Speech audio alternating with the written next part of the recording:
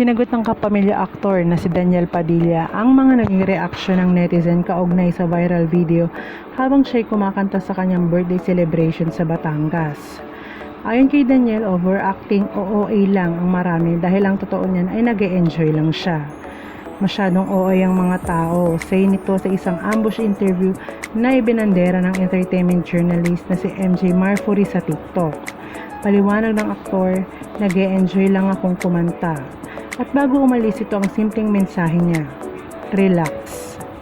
Kamakailan lang nang maging usap-usapan sa social media ang TikTok video na ipinost ng username na si Jaix_16 ang naging performance ni DJ habang kinakanta ang kanyang favorite song na Hinahanap-hanap Kita by River Maya.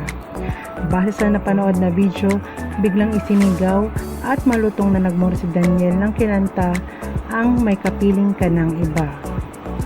Sa comment section ng video, marami ang nagbigay ng kahulugan nito ay sinasabi nila na siguradong may connect pa rin ang pagmumura ni Daniel sa breakup nila ni Catherine Bernardo.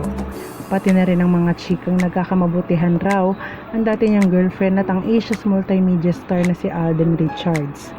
Kung maaalala, ibinalita ni OG Diaz na ayon sa kanyang source ay nanliligaw na si Alden kay Catherine. Sinabi na ng Showbiz Insider na bet daw ng pamilya ng aktres si Alden. Gustong-gusto ng pamilya ni Catherine si Alden kasi daw, syempre lalo na kay Mami Min, si Alden ay isang negosyante, si Alden ay financially stable, responsable, kaya raw natutuwa at naaaliw kay Alden yung pamilya ni Catherine, chika ng talent manager. Patuloy niyan dahil daw yung mga gusto nila para sa isang lalaki para kay Catherine ay pinoposes ni Alden Richards.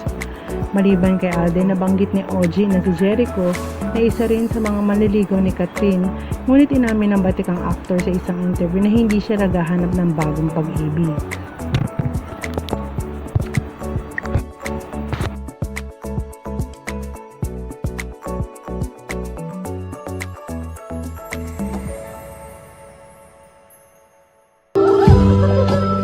Isa sa ating kalabulin. Ito yung kapiligsasamahan ng passion. Lalo mo po. Kung smooth na